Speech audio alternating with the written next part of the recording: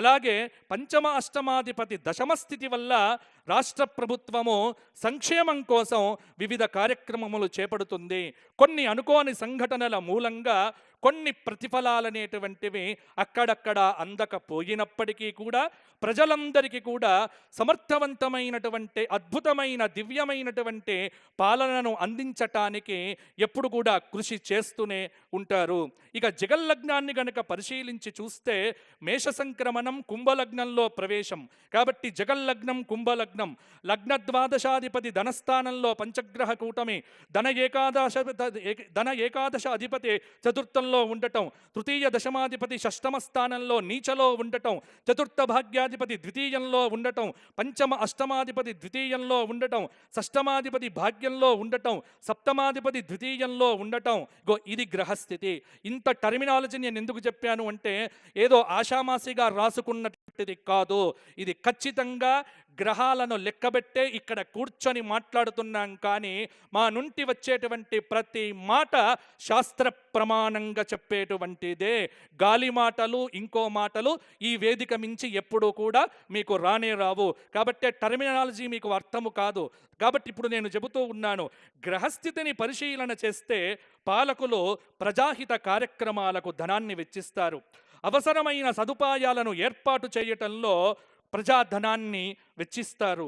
సరి అయిన సమయంలో పాలకులు సరి అయినటువంటి నిర్ణయాలు తీసుకుంటారు. వ్యాపారపరంగా విదేశాల నుంచే బ్రహ్మాండమైనటువంటి కంపెనీలు, ఫ్యాక్టరీలు ఇవన్నీ కూడా తెచ్చే ప్రయత్నం చేస్తారు. వాణిజ్యాన్ని అభివృద్ధి పథంలో ఉంచుతూ ఆదాయాన్ని, దేశ సంపదనో రాష్ట్ర సంపదనో బయటికి పోకుండగా ఉన్నటువంటి దాన్ని చెక్కు చెదరకుండగా కాపాడుతూ అద్భుతమైనటువంటి పాలనను అందించే దిశగా కృషి చేస్తారు. కొన్ని ప్రాంతాల్లో దేశారిష్ట యోగాలు ఉగాది నుండి మే 18 వరకు శని రాహువుల యొక్క యుతి మీనరాశిలో.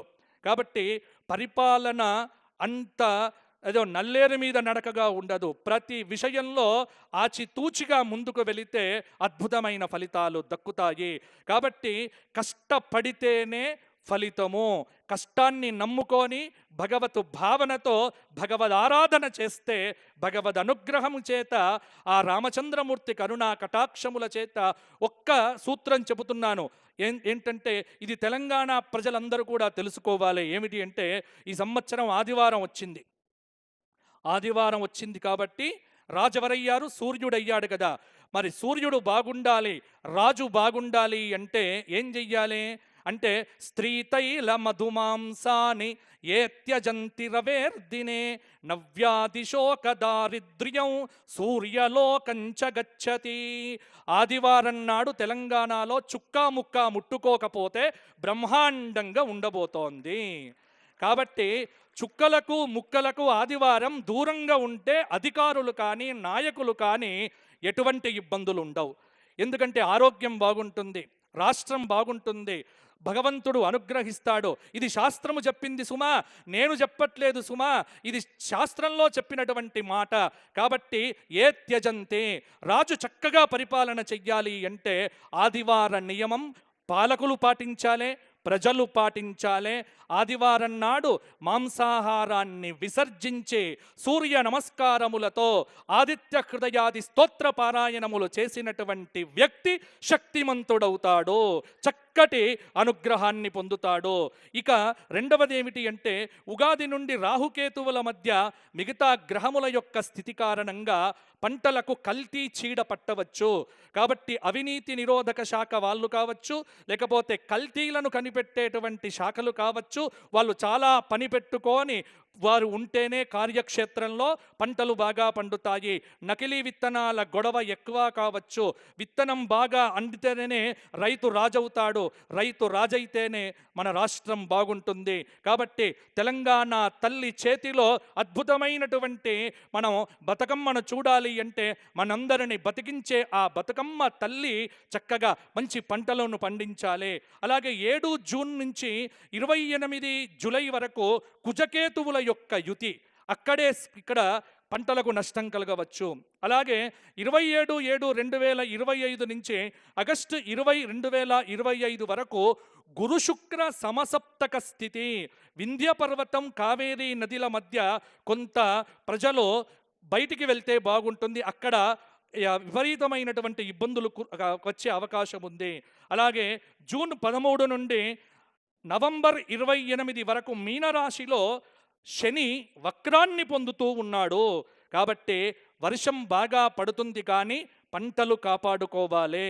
ఈ సంవత్సరం ఎర్ర భూముల్లో పంటలు వేసే వారికి కందులు, మిర్చి, అలాగే ఎంతసేపు వరి వరి వరి అని కాకుండా మిగతా చక్కటి పంటలో వాతావరణ శాఖ అనుకూలతను తెలుసుకొని వేస్తే కనుక మృగశిర కార్త్రే, ఆర్ద్ర కార్త్రే చక్కటి వర్షాలు కూడా కురిపించే అవకాశం ఉన్నది.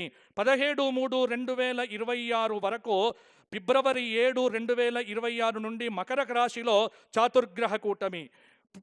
ఫిబ్రవరి 13, 2026 నుండి మార్చి నెల 17, 2026 వరకు కుంభరాశిలో చాతుర్గ్రహ కూటమి. కాబట్టి ఇక్కడ గ్రస్తోతిద చంద్రగ్రహణము కొన్ని ప్రభావాలను సూచించబోతూ ఉన్నది. వెరసి ఈ సంవత్సరం వర్షాలకు ఇబ్బంది లేదు, పరిపాలనకు ఇబ్బంది లేదు.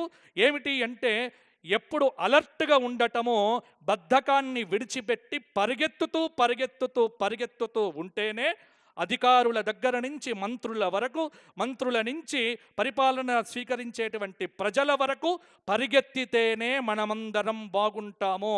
రిలాక్సేషన్ మోడులోంచి బయటికి వచ్చి బద్ధకాన్ని విడిచిపెట్టి భగవద్ అనుగ్రహాన్ని పొందుతూ కనుక చేస్తే ఈ సంవత్సరం బ్రహ్మాండంగా ఉండబోతోంది.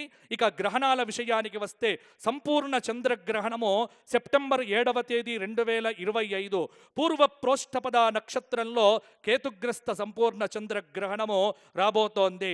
ఈ గ్రహణం కూడా మనకు తెలంగాణకు కొద్ది మంచి ఫలితాలనే ఇవ్వబోతోంది. అలాగే విశేషమైనటువంటి రాహుగ్రస్త చంద్రగ్రహణము మార్చి 3, 2026 పూర్వ ఫల్గుని నక్షత్రయుక్త రాహుగ్రస్తోదయ చంద్రగ్రహణము. ఇక్కడ కూడా ఈ గ్రహణము కూడా అంటే వచ్చేటువంటి గ్రహణాలు కూడా మనకు తెలంగాణకు మంచి ఫలితాలే ఇవ్వబోతూ ఉన్నాయి. సరస్వతీ నది పుష్కరాలు 15/5/2025 వైశాఖ బహుళ తదియ గురువారము నుండి మిథున రాశిలోకి గురువు అడుగుపెట్టడం వల్ల సరస్వతీ నదికి పుష్కరం రాబోతూ ఉన్నది. మరి భారతదేశంలో సరస్వతీ నది ప్రవహిస్తూ ఉన్నటువంటి ఏకైక చోటేమిటి అంటే మా తెలంగాణలో కూడా ఉంది ఆ వైభవం. మీరు కుంభమేళాకు అక్కడికే పరిగెత్తాల్సిన పని లేదు. తెలంగాణలో కూడా కుంభమేళా చెయ్యవచ్చు. ఎక్కడ?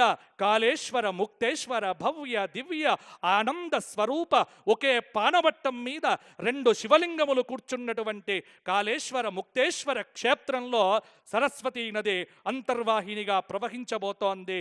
కాబట్టి అందరూ కూడా ఆ పుష్కరాల్లో స్నానం చేసి కుంభమేళాలకు సంపాదించిన పుణ్యం కంటే కూడా ద్విగుణీకృత పుణ్యాన్ని సంపాదించుకోవలసిందిగా కోరుకుంటూ, ఇక ప్రధానంగా చిట్ట చివరికి ఏమిటి అంటే అందరూ ఎదురు చూస్తున్నారు, మా రాశి ఎలా ఉంది, మా వాసి ఎలా ఉంది. దీని గురించి ఒక్క మాట నేను చెబుతాను. చాలామందికి ఏమిటి అంటే ఆదాయ వ్యయాల మీదనే లెక్క, రాజపూజ్య అవమానాల మీదనే లెక్క. కానీ మా జ్యోతిష్శాస్త్ర పరంగా ఇవన్నీ ఎందుకు అంటే మిమ్మల్ని కాస్త ఎంకరేజ్ చెయ్యటానికే తప్ప ఇది పట్టుకొని మీరు నీరసించిపోకండి. ఎందుకంటే ఒక్కొక్క పంచాంగకర్త ఒక్కొక్క రకంగా రాసే అవకాశం ఉంది.